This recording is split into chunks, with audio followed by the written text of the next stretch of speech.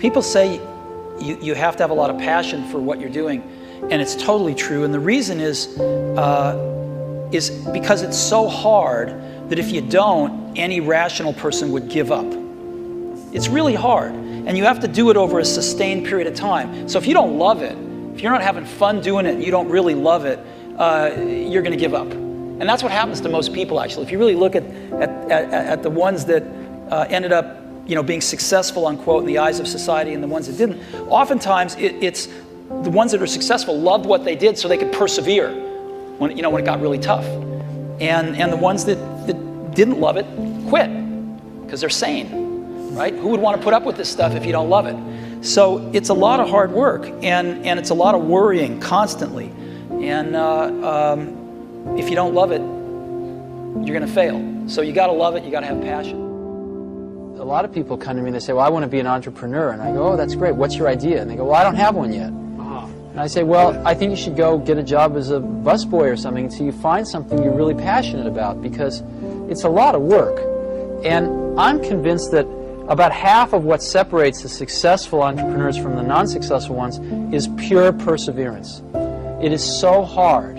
You pour so much of your life into this thing. There are such rough moments in time that most people give up.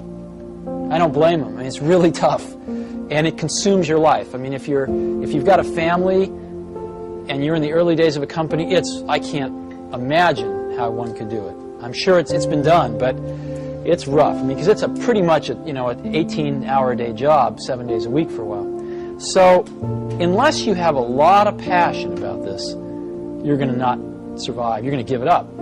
So you got to have an idea, or a problem, or a wrong that you want to right that you're passionate about. Otherwise, you're not going to have the perseverance to stick it through. I've actually always found something to be very true, which is most people don't get those experiences because they never ask. I've never found anybody that didn't want to help me if I asked them for help.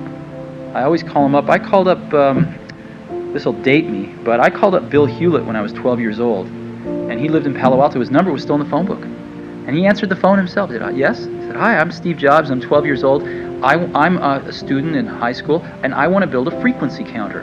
And I was wondering if you had any spare parts I could have. And he laughed, and he gave me the spare parts to build this frequency counter, and he gave me a job that summer in Hewlett-Packard, working on the assembly line, putting nuts and bolts together on frequency counters. He got me a job in the place that built them. And I was in heaven. And I've never found anyone who said no or hung up the phone when I called. I just asked. And when people ask me, I try to be as responsive, to pay that debt of gratitude back. Most people never pick up the phone and call. Most people never ask. And that's what separates sometimes the people that do things from the people that just dream about them. You gotta act. And you've got to be willing to fail. You've got to be willing to crash and burn. With people on the phone, with starting a company, with whatever. If you're afraid of failing, you won't get very far. I'm working pretty hard, and so are a lot of people, but I'm one of them. My car's there pretty early, and it's in the parking lot pretty late, and on weekend. And I value my family time a lot, so I'm pretty committed to this, and seeing Apple turn around. The company, I started the company with Steve Wozniak in my parents' garage, 20 years ago, and over 22 years ago. And so there's a definite place in my heart for this. I'm drawing a salary of, I think, $1 per year. So I hope I'm not burdening the shareholders too much, and I very much want to see Apple get turned around, and I think it's gonna. So I don't know how much more committed I could be. If people need these symbols, well, maybe that'll happen, I don't know, but my answer to them is I don't know how I could be working any harder. And sometimes life's going to hit you in the head with a brick. Don't lose faith. I'm convinced that the only thing that kept me going was that I loved what I did. You've got to find what you love, and that is as true for work as it is for your lovers. Your work is going to fill a large part of your life, and the only way to be truly satisfied is to do what you believe is great work. And the only way to do great work is to love what you do. If you haven't found it yet, keep looking and don't settle. As with all matters of the heart, you'll know when you find it. When I was young, There was an amazing publication called the Whole Earth Catalog, which was created by a fellow named Stuart Brand, not far from here in Menlo Park, and he brought it to life with his poetic touch. Stuart and his team put out several issues of the Whole Earth Catalog, and then, when it had run its course, they put out a final issue. It was the mid-1970s, and I was your age. On the back cover of their final issue was a photograph of an early morning country road, the kind you might find yourself hitchhiking on if you were so adventurous. Beneath it were the words, "Stay hungry, stay foolish." It was their farewell message as they signed off. Stay hungry, stay foolish. And I have always wished that for myself. And now, as you graduate to begin anew, I wish that for you. Stay hungry, stay foolish.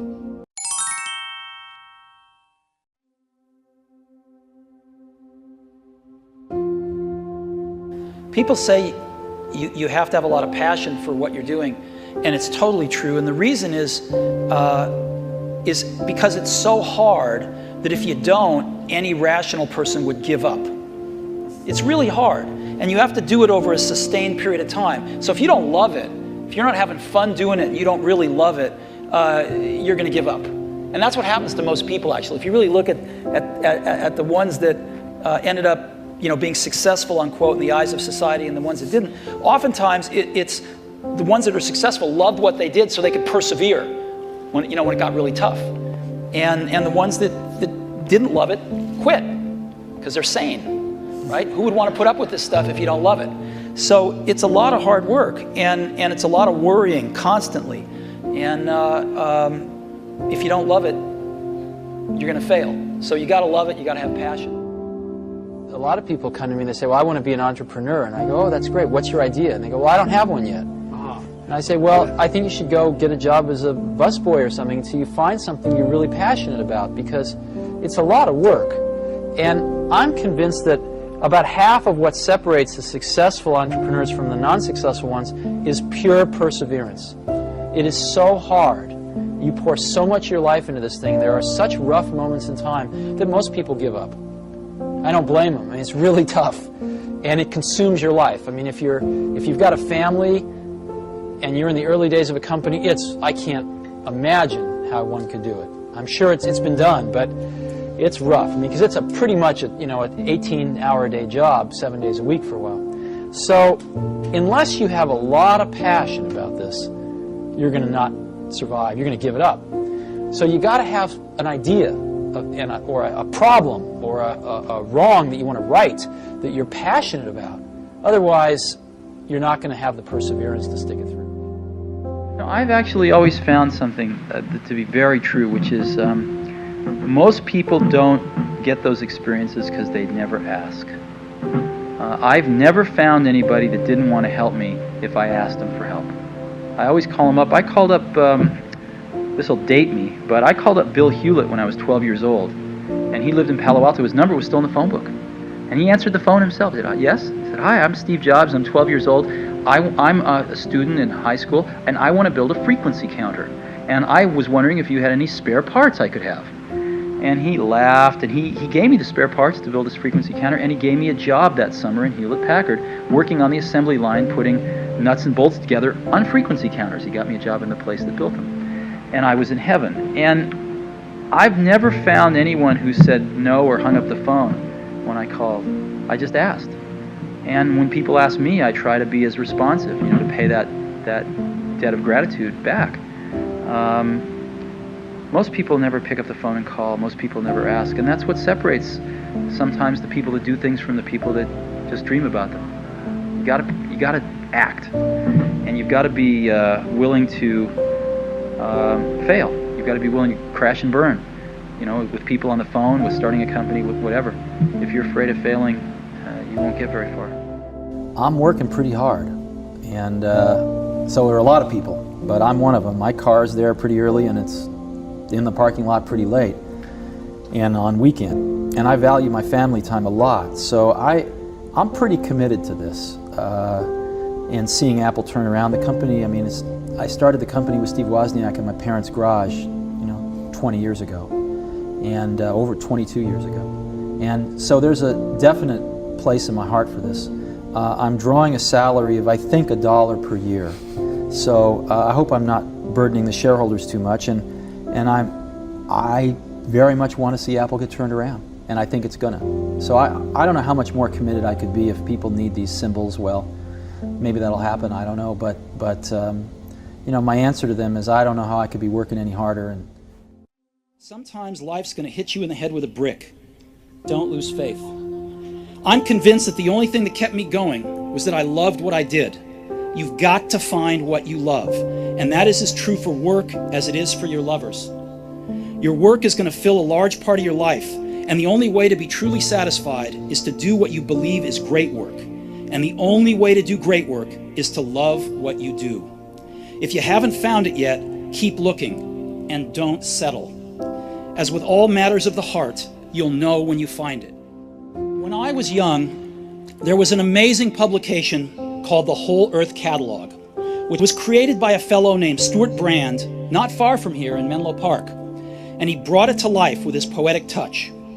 Stuart and his team put out several issues of the Whole Earth Catalog, and then, when it had run its course, they put out a final issue. It was the mid-1970s, and I was your age. On the back cover of their final issue was a photograph of an early morning country road, the kind you might find yourself hitchhiking on if you were so adventurous. Beneath it were the words, "Stay hungry, stay foolish." It was their farewell message as they signed off. Stay hungry, stay foolish. And I have always wished that for myself. And now, as you graduate to begin anew, I wish that for you. Stay hungry, stay foolish. People say you have to have a lot of passion for what you're doing, and it's totally true. And the reason is because it's so hard that if you don't, any rational person would give up. It's really hard, and you have to do it over a sustained period of time. So if you don't love it, if you're not having fun doing it, and you don't really love it, you're going to give up. And that's what happens to most people, actually. If you really look at the ones that ended up, being successful, unquote, in the eyes of society, and the ones that didn't, oftentimes it's the ones that are successful loved what they did so they could persevere when it got really tough, and the ones that didn't love it quit because they're sane, right? Who would want to put up with this stuff if you don't love it? So it's a lot of hard work, and it's a lot of worrying constantly, and if you don't love it, you're going to fail. So you got to love it. You got to have passion. A lot of people come to me and they say, well, I want to be an entrepreneur. And I go, oh, that's great. What's your idea? And they go, well, I don't have one yet. And I say, well, I think you should go get a job as a busboy or something until you find something you're really passionate about, because it's a lot of work. And I'm convinced that about half of what separates the successful entrepreneurs from the non-successful ones is pure perseverance. It is so hard. You pour so much of your life into this thing. There are such rough moments in time that most people give up.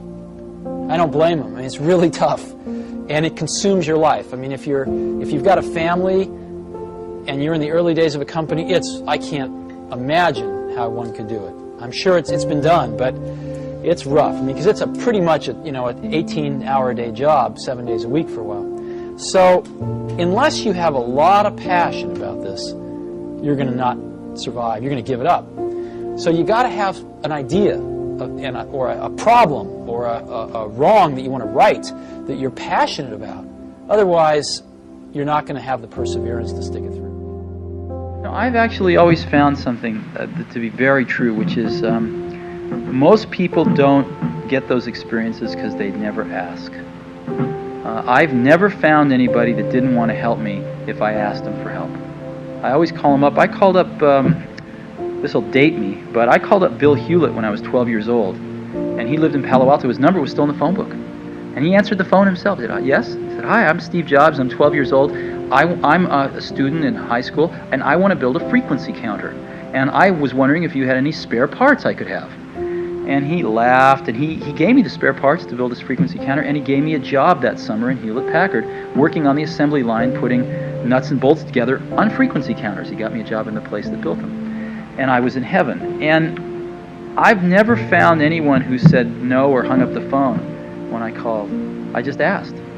And when people ask me, I try to be as responsive, to pay that debt of gratitude back. Most people never pick up the phone and call. Most people never ask. And that's what separates sometimes the people that do things from the people that just dream about them. You gotta act. And you've got to be willing to fail. You've got to be willing to crash and burn, with people on the phone, with starting a company, with whatever. If you're afraid of failing, you won't get very far. I'm working pretty hard, and so there are a lot of people, but I'm one of them. My car's there pretty early, and it's in the parking lot pretty late, and on weekend. And I value my family time a lot, so I'm pretty committed to this. And seeing Apple turn around the company, I started the company with Steve Wozniak in my parents' garage, 20 years ago, and over 22 years ago. And so there's a definite place in my heart for this. I'm drawing a salary of, I think, $1 per year. So I hope I'm not burdening the shareholders too much, and I very much want to see Apple get turned around, and I think it's gonna. So I don't know how much more committed I could be if people need these symbols. Well, maybe that'll happen, I don't know, but my answer to them is I don't know how I could be working any harder. And sometimes life's going to hit you in the head with a brick. Don't lose faith. I'm convinced that the only thing that kept me going was that I loved what I did. You've got to find what you love, and that is as true for work as it is for your lovers. Your work is going to fill a large part of your life, and the only way to be truly satisfied is to do what you believe is great work. And the only way to do great work is to love what you do. If you haven't found it yet, keep looking and don't settle. As with all matters of the heart, you'll know when you find it. When I was young, there was an amazing publication called the Whole Earth Catalog, which was created by a fellow named Stuart Brand, not far from here in Menlo Park. And he brought it to life with his poetic touch. Stuart and his team put out several issues of the Whole Earth Catalog. And then, when it had run its course, they put out a final issue. It was the mid-1970s, and I was your age. On the back cover of their final issue was a photograph of an early morning country road, the kind you might find yourself hitchhiking on if you were so adventurous. Beneath it were the words, "Stay hungry, stay foolish." It was their farewell message as they signed off. Stay hungry, stay foolish. And I have always wished that for myself. And now, as you graduate to begin anew, I wish that for you. Stay hungry, stay foolish.